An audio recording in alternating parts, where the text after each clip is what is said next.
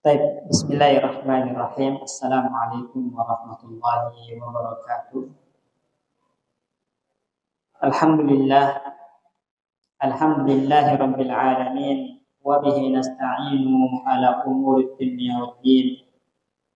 Wassalatu wassalamu ala nabiyyina wa rasulina wa habibina Muhammadin wa ala alihi wa ashabihi wa man tabi'ahum bi ihsanin ila yaumiddin wa ba'du.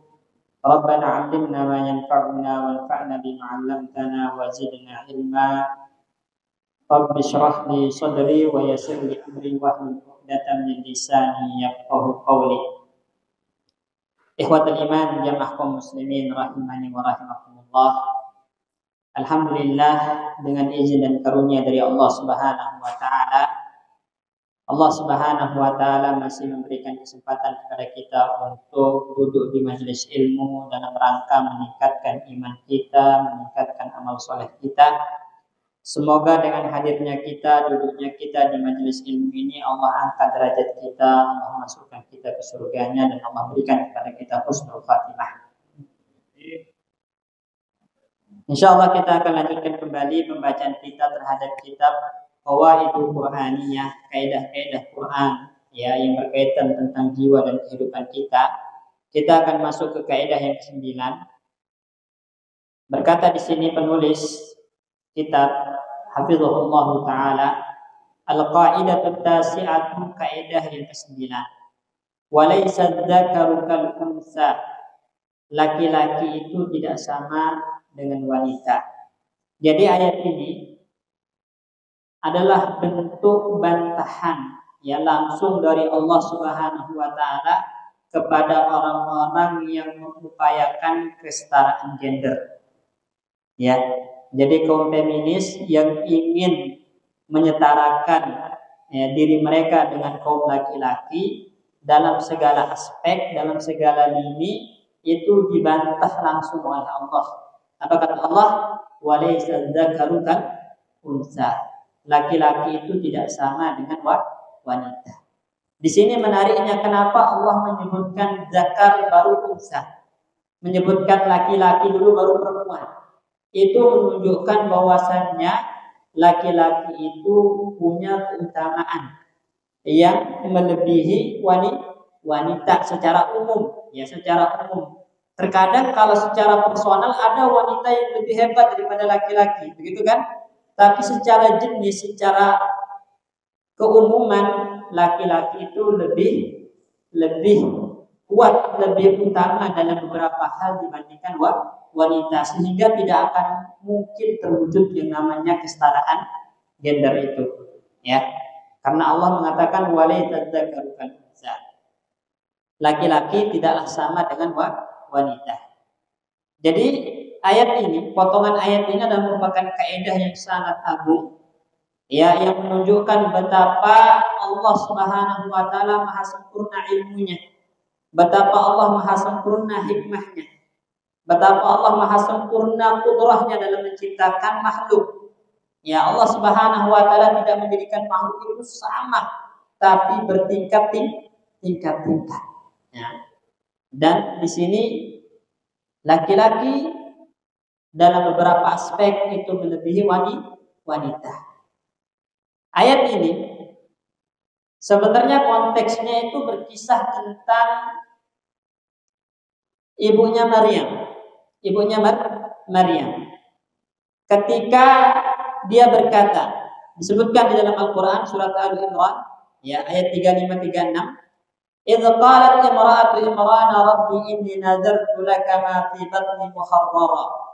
Tatkala istrinya Imran berkata, "Ya Rabb, ya Allah Subhanahu wa taala, sesungguhnya aku telah menazarkan untukmu janin yang ada di dalam perutku ini muharrara." Ya, dia nanti akan mengabdikan dirinya untukmu. Fataqabbal minni, maka terimalah nazarku ini. Lihatlah. Jadi istrinya Imran itu dari awal obsesinya terhadap anaknya itu adalah bagaimana anak itu dekat dengan Allah Subhanahu wa taala. bagaimana anak itu menjadi hambanya Allah.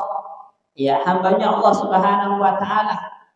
Karena kalau dalam masalah urusan dunia, rezeki, makan dan apanya itu yang namanya makhluk udah dijamin. Ya, nggak ada makhluk yang tidak dicatat rezekinya, itu nggak ada. Bahkan seseorang itu tidak akan mati kecuali rezekinya telah habis. Tapi masalah hubungannya dengan Allah, masalah ibadahnya kepada Allah Subhanahu wa taala, itu sesuatu yang orang tua memiliki pengaruh besar di situ.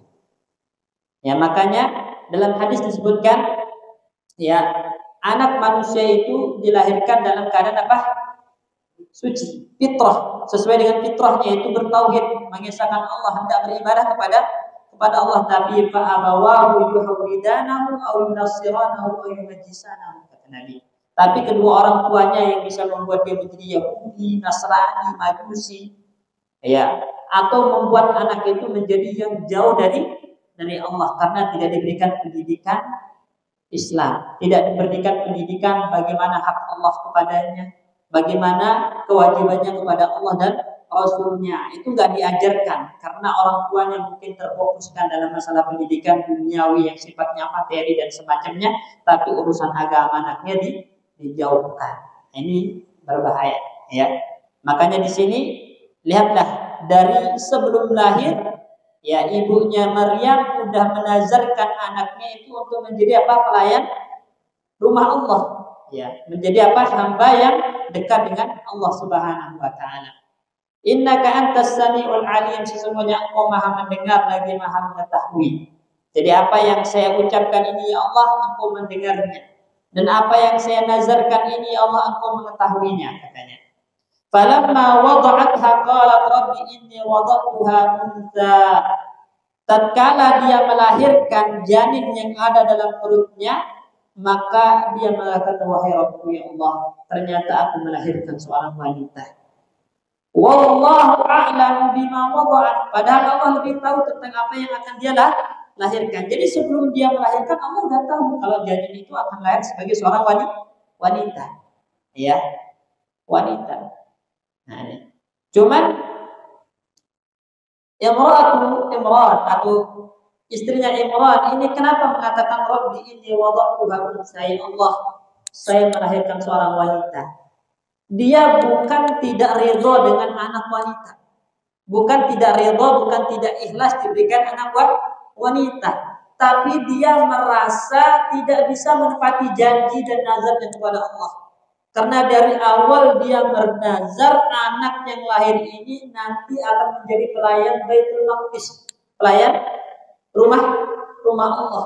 Nah, yang biasanya kuat dalam merawat, dalam, ya, melakukan hidmah kepada rumah-rumah Allah itu kan laki-laki, ya. Ya, laki-laki. Adapun wanita itu kadang mereka itu naqisatu dinin, dalam hadis kurang agamanya. Ya, kenapa? Karena kadang mereka haid sehingga tidak bisa sholat, bahkan nggak boleh sholat, nggak boleh puasa, ya, nggak boleh menyentuh Al-Quran, misalnya itu. Itu namanya kurang agama. Memang Allah menciptakan mereka seperti itu, gitu. Nah, sehingga inilah yang membuat dia merasa, wah, saya nggak bisa nepati janji saya nih, saya nggak bisa nepati nazar saya secara sempurna kepada Allah. Karena saya melahirkan seorang wanita. Padahal Allah Maha tahu kalau yang akan lahir adalah wanita, dan Allah memang sengaja, ya, telah mentakdirkan anak yang lahir itu adalah wanita. Ya. Kemudian walaysa dzakaru kal untha. Ini dia. Ya, ada yang mengatakan walaysa dzakaru kal untha, ini adalah Imran. Ya, Imran tadi, istrinya Imran, dia mengatakan, ya Allah, laki-laki itu tidak sama dengan wanita. Kalau laki-laki itu lebih sempurna dalam menjalankan tugasnya yang terkait dengan agama, yang terkait dengan kepemimpinan dan semacamnya, berbeda dengan wanita. Maka laki-laki tidak akan sama dengan wanita, ya. Wa inni samaituha Maryama wa inni u'idzuha bika wa dzurriyyataha minasyaitonir rajim. Ya, jadi, ya Allah, aku menamakan anakku ini adalah Maryam, namanya Maryam. Dari sini kita dianjurkan untuk memberi nama anak itu nama yang baik, ya. Nama yang baik, ya. Kenapa? Karena nama itu adalah doa. Ya, doa. Ini yang pertama. Kemudian wa inni u'idzuha bika wa dzurriyyataha minasyaitonir rajim. Kemudian yang kedua, kita dianjurkan untuk mendoakan perlindungan untuk anak-anak kita dari syaitan dan keturunannya. Ya, karena mereka masih bayi itu nggak bisa minta perlindungan dengan sendirinya, maka yang punya kewajiban siapa? Orang tuanya. Orang tuanya, ya. Jadi kesimpulan dari kisah ini, ya, kesimpulan dari ayat ini bahwasanya istrinya Imran itu bernazar nanti kalau lahir seorang bayi dari perutnya, dari janinnya, dia akan jadikan anak itu sebagai pelayan Baitul Maqdis, pelayan rumah Allah. Namun tatkala dia melahirkan, ternyata yang lahir adalah seorang wanita, maka dia menunjukkan uzurnya kalau dia tidak bisa menyempurnakan nazarnya dengan baik. Makanya dia mengatakan walaysa dzakaru kal unsa. Anak laki-laki itu tidak sama dengan anak wanita, atau laki-laki jenis laki-laki tidak sama dengan jenis wanita, ya. Kenapa? Karena qudratul dzakari ala hidmatil baitul maqdis wal qiyam bi a'ba'i dzalika aktsar min al-unsa. Jadi kemampuan seorang laki-laki dalam menunaikan tugasnya melayani rumah Allah, ya, menunaikan beban-beban, tanggung jawab itu jauh lebih kuat dibandingkan seorang wanita. Dan itu adalah merupakan tabiat yang Allah ciptakan kepada masing-masing dari tersebut. Wanita itu laki-laki fisiknya lebih kuat, benar gak? Laki-laki fisiknya lebih kuat, sedangkan wanita fisiknya lebih lemah. Jadi saya teringat, ya. Nanti disebutkan oleh Syekh, ada seorang laki-laki menikahi seorang wanita, yang wanita ini melatih dirinya sebagai seorang yang atlet yang, ya, itu yang pokoknya yang tinju-tinjuan itu, ya. Enggak sampai setengah bulan cerai mereka. Ditanya kenapa? Saya menikahi seorang laki-laki bukan menikahi seorang wanita, katanya. Nah, ya, karena tabiat seorang wanita itu apa? Tubuhnya gemulai, gitu kan? Ya, itu yang disenangi oleh laki-laki. Ya. Nah, ketika mereka memiliki fisik yang lemah dan semacam itu, mereka tidak akan lebih kuat daripada laki-laki dalam menunaikan tanggung jawab. Makanya Allah katakan laki-laki tidak sama dengan wanita. Terlebih lagi nanti ada tabiat-tabiat lain yang Allah jadikan pada diri wanita itu, ada seperti kadang mereka haid, kadang mereka nifas, kadang mereka hamil, gitu kan? Hamil.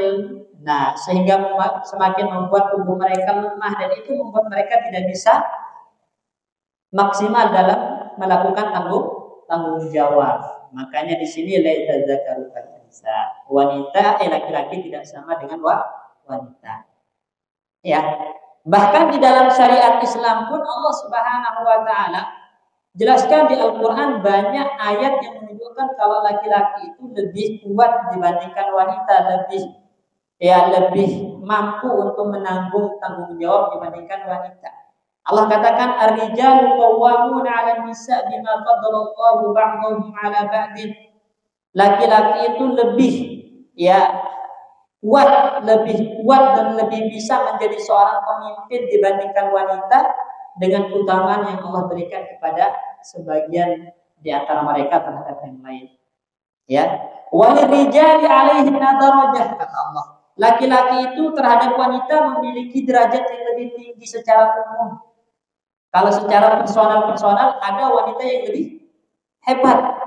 Ya, Ummul Mukminin Aisyah radhiyallahu anha itu lebih hebat dalam hafal hadis, dalam agamanya dibandingkan sahabat-sahabatnya yang lain. Itu secara personal, tapi secara keumuman maka jenis laki-laki itu memiliki derajat yang lebih afdal dibandingkan wanita, gitu. Ya. Jadi maksudnya laki-laki itu memiliki derajat di atas wanita, itu apa maksudnya? Saya mengatakan sini tabdilu darajatir ri'asah wa ri'ayah wa himayatiz zimar. Jadi di sini maksudnya adalah laki-laki itu lebih afdal, lebih tinggi derajatnya dalam masalah kepemimpinan, ya, kepemimpinan ini yang pertama. Makanya dalam hadis disebutkan la yuflih ya qaumun walla amruhum an-nisa. Tidak akan pernah beruntung kaum yang menyerahkan urusan mereka kepada wanita. Maksudnya diangkat pemimpin seorang wanita itu nggak akan pernah beruntung kaum tersebut. Pasti akan banyak masalah yang dihadapi. Dan itu Nabi telah menegaskan semacam itu. Ya. Kenapa? Karena wanita itu disebutkan dalam hadis naqisatu aqlin. Secara akal kurang. Bukan maksudnya enggak cerdas, bukan itu maksudnya. Apa? Kadang yang namanya akal itu Allah ciptakan untuk mengutarakan pendapat kan? Ya kan? Untuk mendatangkan solusi. Tapi yang namanya wanita itu tabiatnya Allah ciptakan sebagai makhluk awatif, makhluk yang punya perasaan yang kuat. Ya, sehingga mereka lebih mengedepankan perasaan daripada logika dalam menyelesaikan sebuah masalah. Itulah kenapa. Ya, kenapa wanita tidak cocok menjadi seorang pemimpin?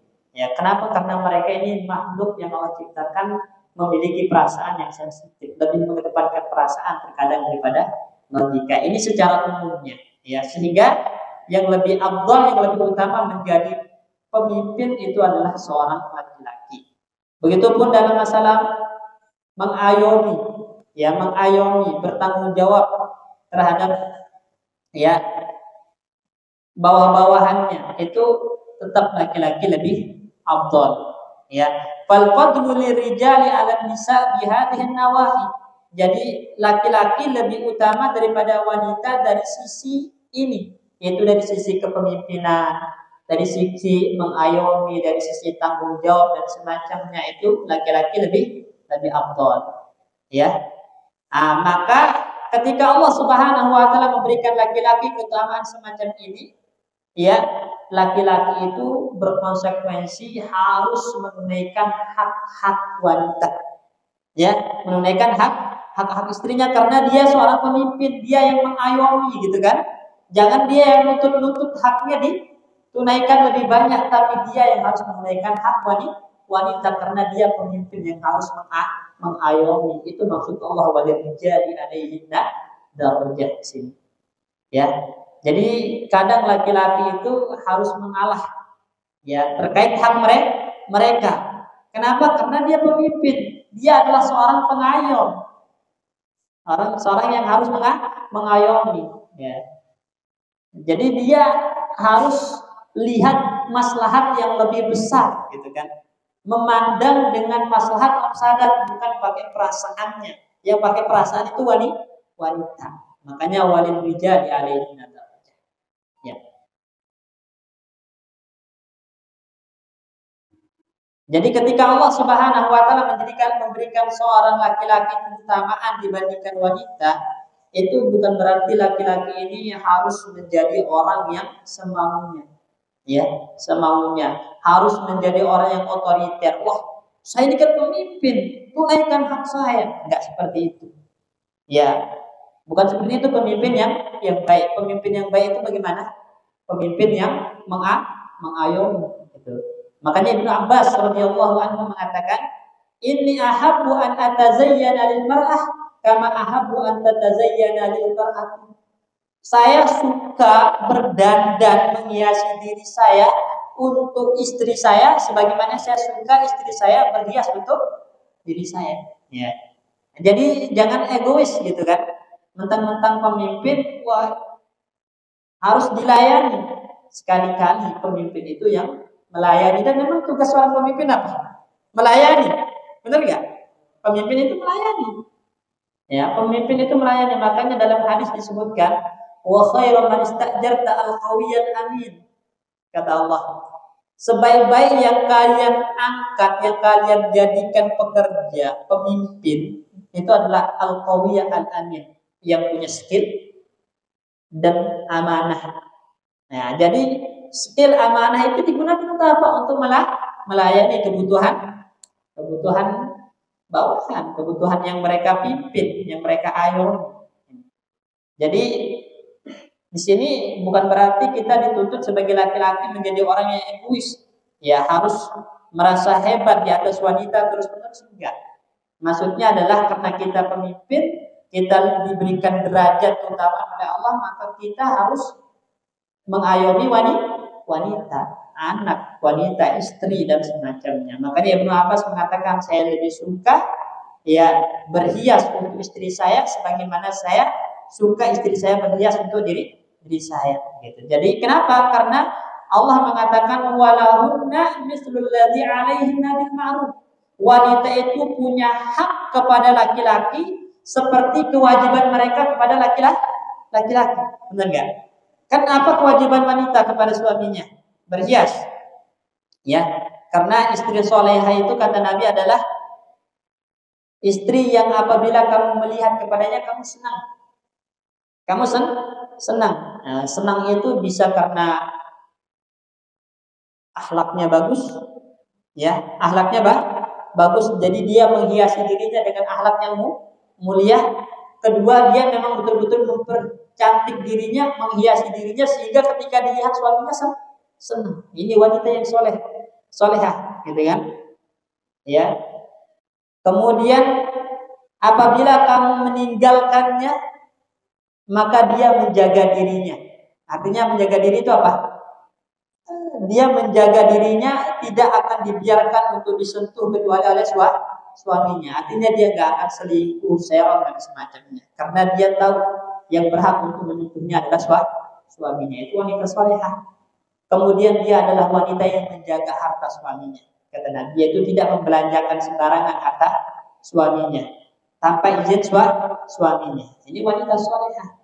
Ya, jadi mereka punya kewajiban untuk menghiasi diri, misalnya ya, mempercantik diri di hadapan suami. Maka suami juga punya kewajiban enggak? Punya. Nah, makanya Allah mengatakan walahunna, bagi wanita itu persis seperti kewajiban mereka terhadap suaminya. Nah, ini.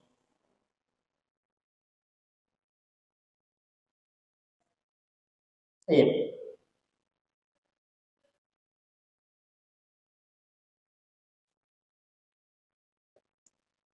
Nah, jadi kenapa? Karena ya, jadi kesimpulannya di sini laki-laki itu tidak sama dengan wanita dalam masalah kepemimpinan tadi ya.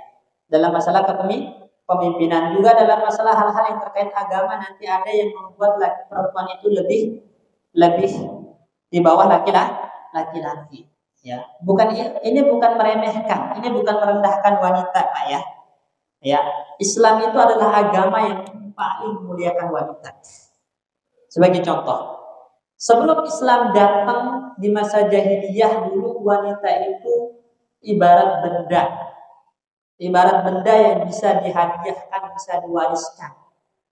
Ya, bisa diwariskan, nggak ada harganya. Bahkan mereka nggak berhak untuk mendapatkan harta waris. Itu dulu, sebelum Islam datang. Tapi setelah Islam datang, Allah mengangkat derajat wanita. Allah mengangkat derajat wanita. Allah berikan wanita hak warisan. Ya. Kemudian juga antum tahu perang Bani Qainuqa? Pernah dengar nggak? Perang Bani Qainuqa. Jadi setelah Rasulullah SAW datang ya ke Madinah, hijrah dari Mekah ke Madinah, hal yang pertama kali dilakukan oleh Rasulullah itu ada 3. Pertama itu membangun masjid. Masjid apa yang pertama kali dibangun? Hah? Masjid apa? Masjid Quba. Ya, Masjid Quba. Ya, Masjid Quba ini masjid yang antum kalau sholat di situ, sholat sunnah itu setara dengan umroh. Pahalanya setara dengan umroh. Itu Masjid Quba. Itu masjid pertama yang dibangun oleh Rasulullah setibanya di kota Madinah. Kenapa? Karena Rasulullah tahu masjid itu memiliki fungsi yang strategis ya, sebagai pusat pendidikan. Karena antum kalau lihat ulama dulu keluarnya dari mana? Masjid. Ulama-ulama itu lahir dari masjid. Ya. Nah, kemudian selain dari menjadi pusat pendidikan, masjid itu menjadi pusat sosial, ya, kegiatan sosial ini. Dan yang ketiga, masjid itu sebagai pusat, ya, ini pemerintahan, komando. Dulu makanya sangat penting masjid dibangunlah pertama kali oleh Rasulullah ketika sesampainya di Madinah, yaitu Masjid Quba. Kemudian yang kedua yang dilakukan oleh Rasulullah SAW adalah mempersaudarakan antara siapa, Muhajirin dan Ansor. Ya, kenapa? Karena sebuah negara itu tidak akan kuat kalau sesama muslimnya itu bertikai, gitu kan? Bagaimana mereka harus solid, saling bahu membahu, tolong menolong, ya, maka dipersaudarakanlah Muhajirin dan Ansor oleh Nabi Sallallahu Alaihi Wasallam. Kemudian yang ketiga, Rasulullah melihat kota Madinah itu tidak ditinggali oleh orang-orang Islam doang, tapi di situ ada orang-orang Yahudi, ya kan? Nah, makanya di situ ada Yahudi Bani Qainuqa, ada Yahudi Bani Nadir, ada Yahudi Bani Quraidah, ya. Itu nanti kalau antum belajar sirah, itu banyak sekali Yahudi di Madinah waktu itu. Kemudian juga ada orang-orang musyrikin yang tidak beriman kepada Allah dan Rasulnya. Nah, supaya menjadi negara yang aman, itu bagaimana caranya? Maka dibuatlah namanya Piagam Madinah, perjanjian perdamaian. Tidak boleh saling menyakiti, tidak boleh saling memerangi, harus saling membela, saling tolong menolong satu sama lain. Antara ini dengan kemajemukan yang ada, ya, walaupun berbeda keyakinan, dengan kemajemukan yang ada, tetapi harus ada perjanjian damai di situ. Ya. Hanya saja tabiat orang-orang Yahudi itu busuk. Ya, busuk. Ketika Rasulullah menang di perang Badar, ya, melawan orang-orang Quraisy, orang-orang Yahudi itu menampakkan kedengkiannya, kebenciannya, enggak suka dengan kemenangan kaum muslimin. Akhirnya mereka menunjukkan gelagat-gelagat pengkhianatan terhadap perjanjian damai. Salah satunya adalah ketika ada seorang wanita muslimah datang ke pasar Bani Qainuqa, ya, untuk menjual barangnya, menjual, ya, barang dagangannya. Salah satu Yahudi mengatakan, kami tidak akan membelinya kecuali kamu buka dulu cadar. Wanita itu pakai cadar, tapi wanita ini mempertahankan dirinya, enggak. Maka dari belakang diam-diam ujung kainnya diikat, sehingga ketika wanita itu bangkit, bajunya lepas. Ya, lepas. Ada seorang muslim melihat hal itu, langsung menerjang Yahudi itu dan membunuhnya. Ya, dan muslim itu pun dibunuh, dikeroyok pada orang-orang Yahudi. Rasulullah SAW langsung berangkat dengan membawa pasukan yang memerangi Bani Qainuqa untuk membela kehormatan seorang wanita. Ya, Islam siap berperang hanya untuk satu wanita. Lihatlah bagaimana Islam mengangkat derajat seorang wanita, meninggikan derajat seorang wanita. Jadi ayat ini bukan berarti merendahkan wanita, gitu ya. Tapi di sini Allah ingin menunjukkan wanita itu diciptakan bukan untuk hal-hal semacam ini, bukan untuk menjadi pemimpin, bukan untuk menjadi pekerja keras dan semacamnya, gitu kan. Tapi ada tabiatnya, ada kodratnya, ada porsinya. Diciptakan mereka untuk apa? Nah, makanya nanti kita bahas insyaallah di sini. Ya. Ya, jadi termasuk hukum takdir Allah bahwasanya laki-laki itu tidak sama dengan wanita. Karena Allah Maha mengetahui mana yang maslahat, ya. Makanya Allah katakan ala ya'lamu man khalaqa wa huwal latiful khabir.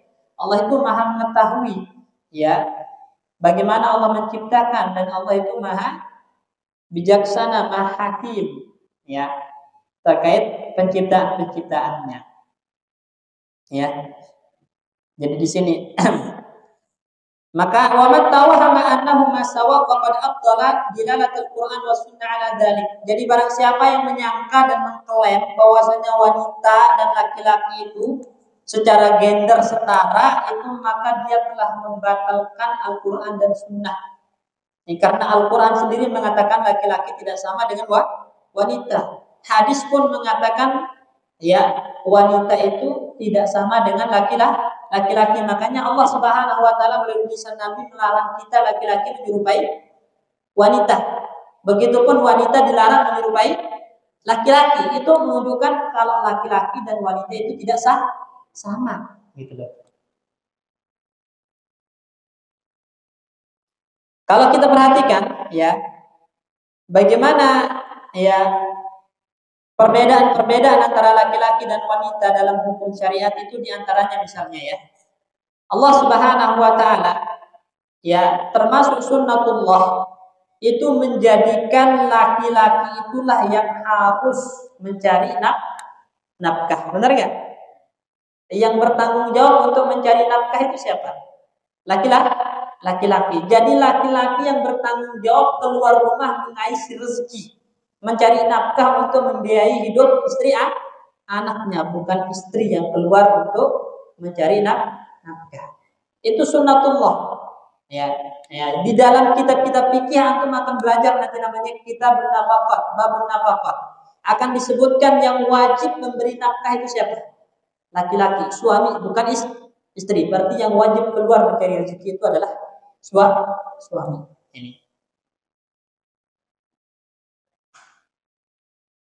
Nah, karena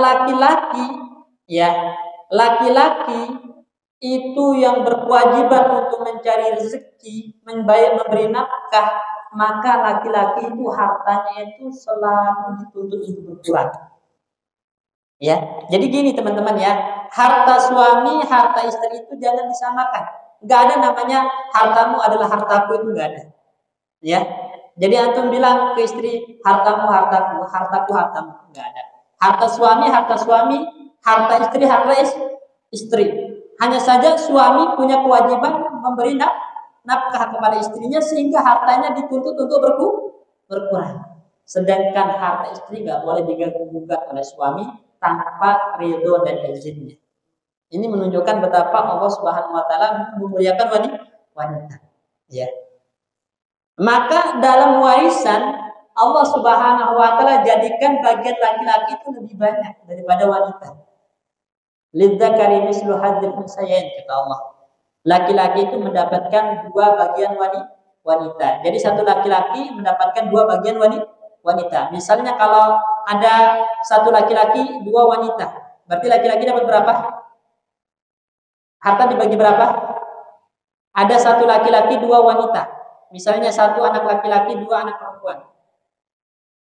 Anak laki-laki dapat berapa? Atau harta dibagi berapa? Dibagi 4.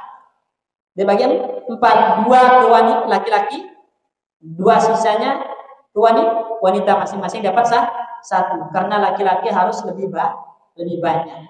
Ya, lebih banyak. 2 banding 1. Ya. Jangan bilang wah enggak adil. Enggak, inilah keadilan Allah Subhanahu wa taala. Kenapa? Karena kalau kita pikir yang namanya harta laki-laki itu akan dituntut berkurang.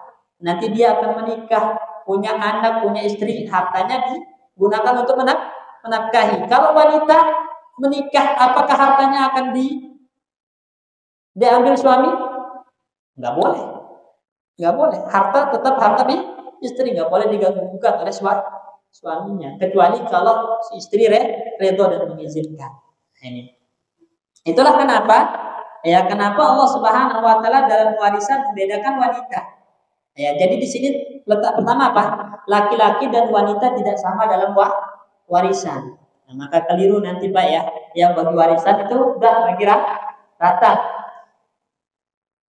Bagi rata. Benar atau salah? Salah, ya. Salah, ya. Karena Allah membedakan warisan laki-laki dan wanita. Laki-laki itu mendapatkan 2 banding 1. Jadi 2 dapat laki-laki, 1 dapat wanita. Itu aturan Allah Subhanahu wa taala. Allah katakan lidzakari mithlu hadzil unsayain. Kenapa? Karena tadi Allah menjadikan laki-laki itu yang bertanggung jawab untuk menafkahi dan mencari rezeki, maka mereka dapat jatah lebih banyak karena nanti harta akan digunakan untuk menafkahi anak istrinya kalau dia menikah. Jadi ini bentuk perbedaan pertama dalam syariat. Kalau laki-laki itu tidak sama dengan wanita dari segi warisan. Contoh lain misalnya dalam persaksian. Di dalam Al-Quran Allah Subhanahu Wa Taala mengatakan wastashhidu syahidaini min rijalikum. Jadi dalam terkait harta, entah itu hutang piutang atau semacamnya, itu kita dianjurkan untuk mendatangkan dua saksi laki-laki. Fa in lam yakuna rajulaini, kalau enggak ada dua saksi laki-laki, maka boleh farajulun wa mar'atani, satu laki-laki dua wanita. Berapa? Satu laki-laki dua wanita. Asalnya saksi itu dari laki-laki dua orang. Kalau enggak ada, maka satu laki-laki dua wanita. Ya, mimman tardawna minas syuhada. Ya, dari orang-orang yang kalian ridhoi untuk menjadi saksi. Kenapa antadilla ihdahuma fa tuzakkira ihdahuma ukhra? Karena kalau salah satu lupa maka akan diingatkan oleh yang lain. Ya, perhatikan di sini. Allah Subhanahu wa taala membedakan persaksian antara wanita dan laki-laki. Kalau laki-laki cukup dua orang. Kalau wanita nggak cukup satu, harus dua wanita disertai satu laki-laki. Ya, laki-laki.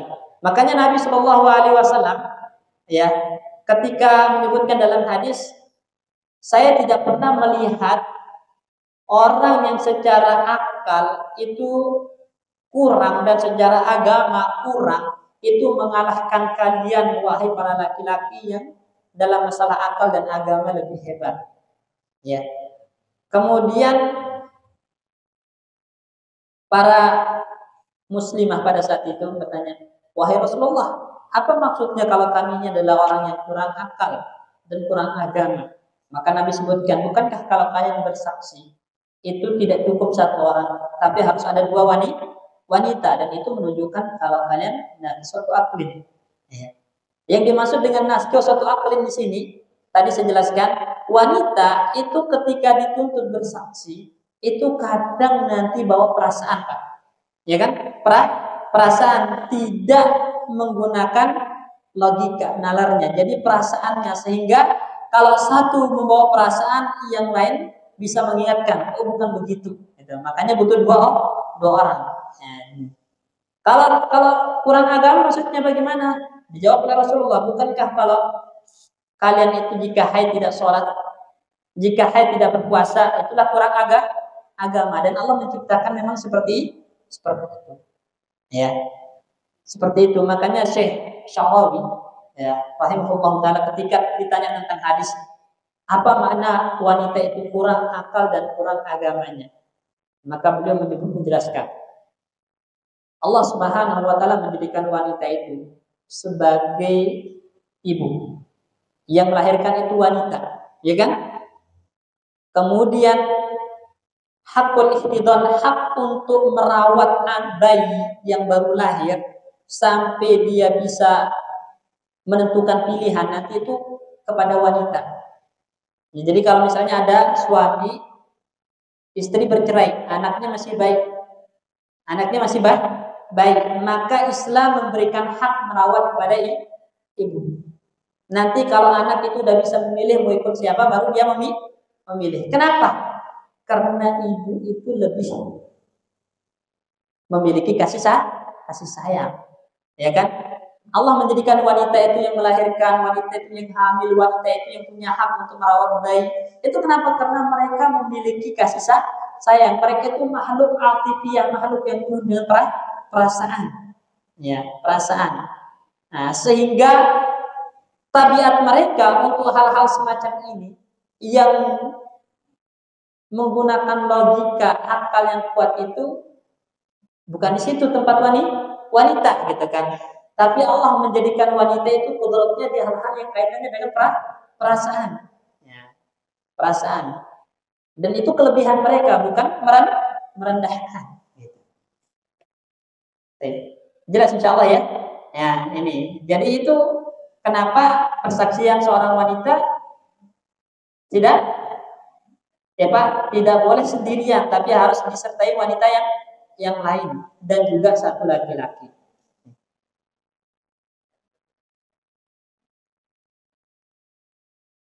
Nah, makanya Syekh mengatakan di sini, wala yazunnanna ahadun anna fi dzalika intiqasan liqadriha.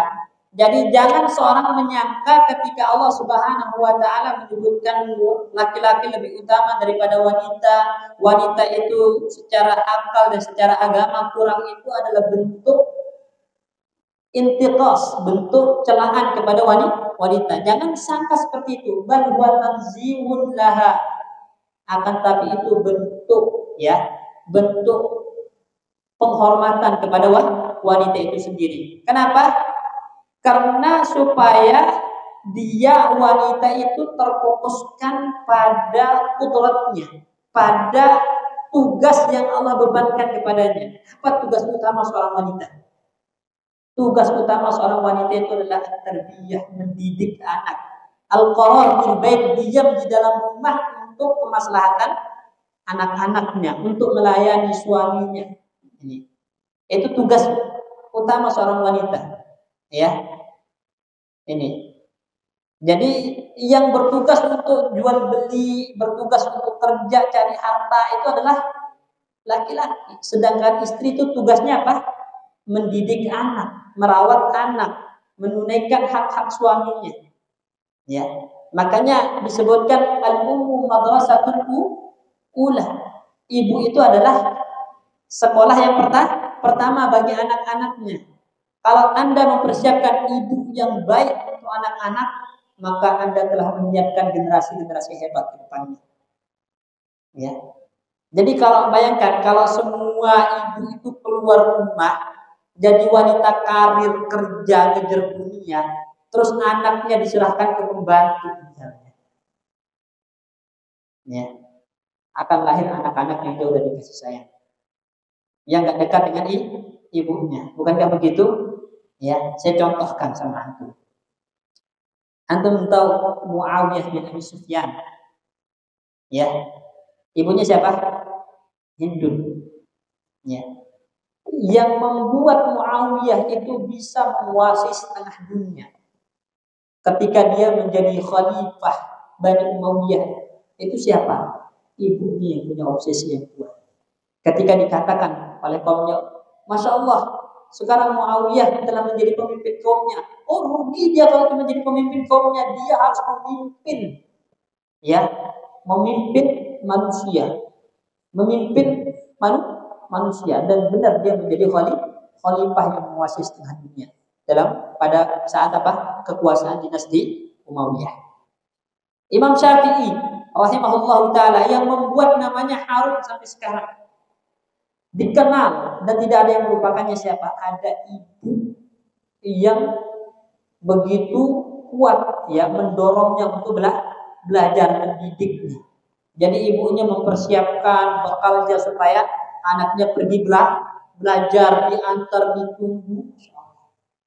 Nah, jadi ada ibu-ibu yang hebat di balik laki-laki yang besar. Ya. Jadi tugas wanita itu tarbiyah wal qarar fil bait, bukan keluar ya menjadi wanita karir, karena itu adalah tugasnya para laki-laki.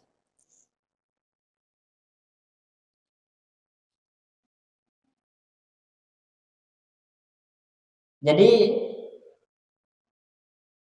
yang benar itu bukan menuntut kesetaraan, tapi yang benar itu adalah mewujudkan keadilan.